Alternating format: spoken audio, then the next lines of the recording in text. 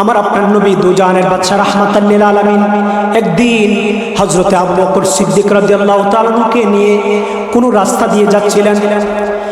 রাস্তা দিয়ে যেতে যেতে সামনে একটা ছাগলের খামার পড়ল।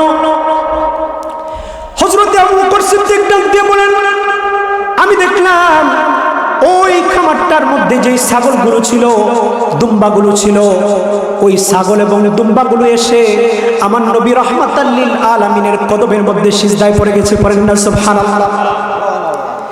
বাবাজিরা আমার, বন্ধুরা আমার, এখান থেকে দেখুন আমার নবীকে ছাগল দুম্বা আমার নবীকে চিনে, আমার নবীকে সম্মান করতে জানে, ঠিক না বেঠিক? হযরতে আবু বকর সিদ্দিক ডাক দিয়ে বলেন, ইয়া রাসূলুল্লাহ, ইয়া হাবিবাল্লাহ, ও নবী রাহমাতাল লিল আলামিন, ও নবী রাহমাতাল লিল আলামিন, ছাগল দুম্বাগুলো আপনি নবীর কদমে সিজদা করছে। ইয়া রাসূলুল্লাহ, ছাগল দুম্বার চেয়ে আমরা তো আপনার আপন, আমরা আপনার নিকটের। ইয়া রাসূলুল্লাহ, ইয়া হাবিবাল্লাহ, আমি আবু বকর চাই আমরা মানুষরাও আপনাকে সিজদা করব। করেন না সুবহানাল্লাহ। আমার নবী ডাক দিয়ে বললেন, ও আবু বকর সিদ্দিক, শোনো শোনো, কোন মানুষ আমি নবীকে সিজদা করতে পারে না। যদি কোনো মানুষকে সিজদা করত, তাহলে আমি নবী রাহমাতাল লিল আলামিন ঘোষণা করে দিতাম প্রত্যেকটা স্ত্রী যেন তার স্বামীকে সিজদা দেয়। কেমন স্বামীর মর্যাদা, কেমন যে আমি যদি কোনো মানুষকে সিজদা করার জন্য বিধান দিতাম, তাহলে আমি প্রত্যেকটা স্ত্রীকে তার স্বামীকে সিজদা করার জন্য বলে দিতাম। পড়েন না সুবহানাল্লাহ। তাহলে স্বামীর মর্যাদা কেমন।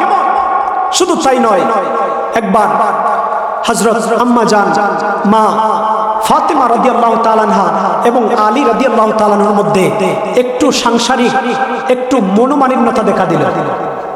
এবার বলবেন, আরে জান্নাতের রমণী মা ফাতেমা, জান্নাতের সর্দারিনী, তারাও কি ঝগড়া করতেন নাকি আমাদের মতো? নাউজুবিল্লাহ বলেন না।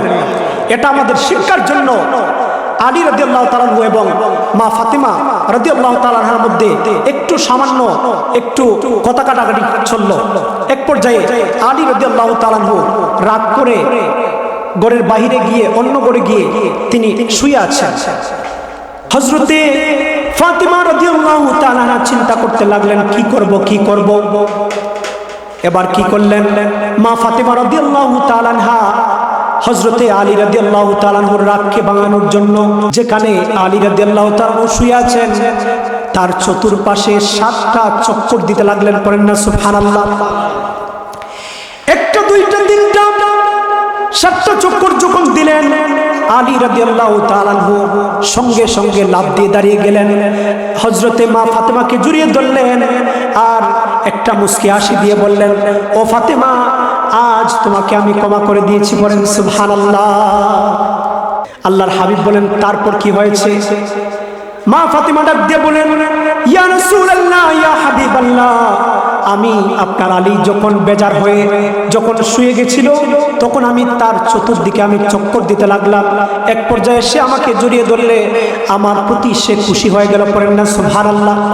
আমার নবী ডাক দিয়ে বললেন, ও আমার কলিজার টুকরা মা ফাতেমা, শুনো শুনো, যদি তোমার স্বামী তোমার উপর রাগান্বিত থাকতো আর যদি তুমি তোমার স্বামীর রাগ না ভাঙাতা, এই অবস্থায় যদি তোমার স্বামীর রাগান্বিত অবস্থায় যদি তুমি ইন্তেকাল করতা, আমি নবী রাহমাতাল লিল আলামিন তোমার জানাজায় শরীক হতাম না।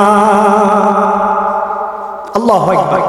কত বড় কথা যে তোমার স্বামী যদি তোমার উপর রাগান্বিত অবস্থায় যদি তুমি মৃত্যুবরণ করতে, ইন্তেকাল করতে, তাহলে আমি নবী তোমার বাবা হয়েও তোমার জানাজায় অংশ নিতাম না।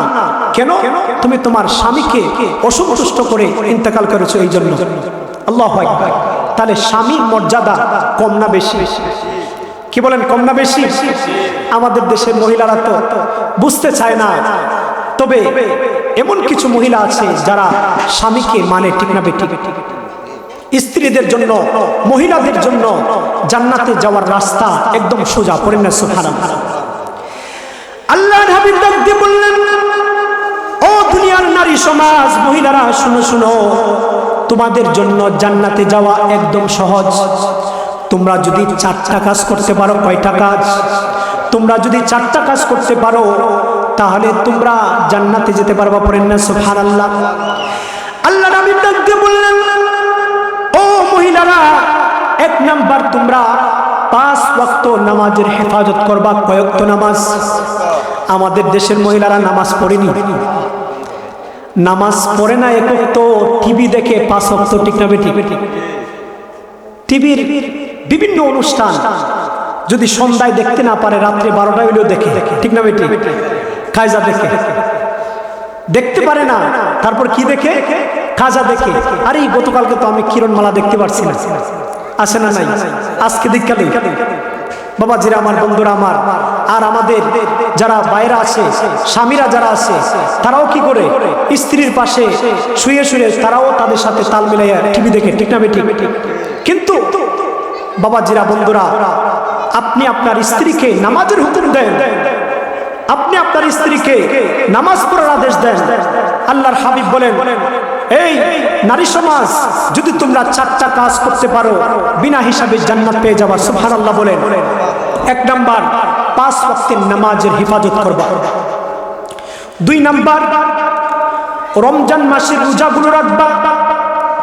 3 নাম্বার তোমরা তোমাদের স্বামীর আনুগত্য করবা।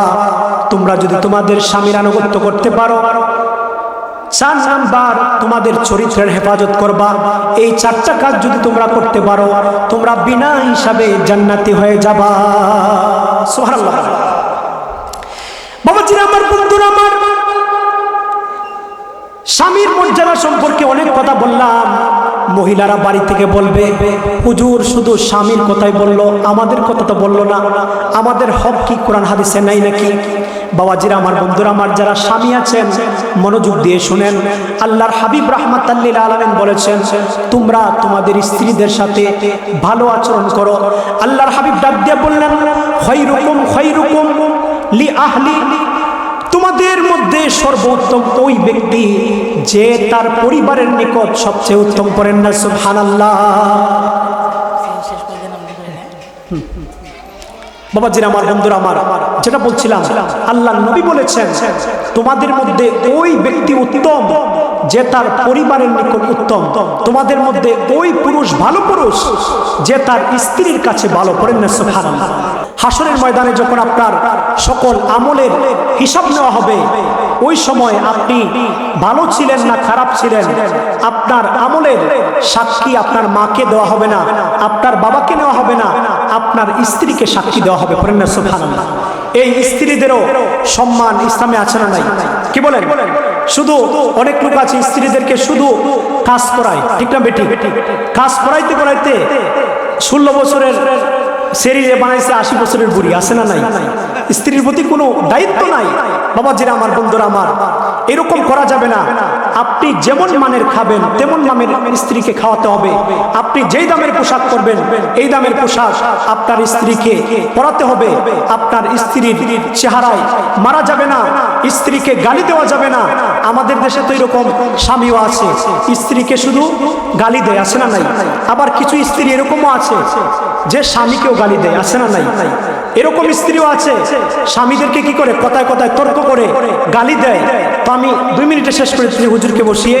তো একবার এক স্বামী আর স্ত্রী দুইজনে শুধু ঝগড়াঝাটি হয়। ঝগড়াঝাটি করে স্বামী কিছু বললে স্ত্রী উত্তর দেয়। স্বামী যদি গালি দেয় একটা, স্ত্রী দেয় 6টা। এরকম স্ত্রী আছে না নাই? তো একবার কি করলো, এই স্বামী তার স্ত্রীকে মারে, স্ত্রী গালি দেয়, তো আরো মারে, আবার গালি দেয়, আরো মারে, আরো গালি দেয়। মারতে মারতে স্ত্রীকে একদম মাটিতে শোয়াই দিচ্ছে। এবার পাড়া প্রতিবেশী সবাই দৌড়ে আসছে, হাই রে, মারতে মারতে বউরে একবারে শেষ করে দিল, এখন মরবে। তো স্ত্রীর প্রতিবেশীরা দেখলো স্ত্রীর মুখটা একটু লড়তেছে, কি যেন বলতেছে। সবাই ভাবলো মনে হয় মরে যাবো, কালেমা পড়তেছে, এখন মনে মারা যাবে। তো স্বামী কি করলো, বেটা ভয় পাইল, দেখি কালেমা পড়ছে না অন্য কিছু পড়ছে।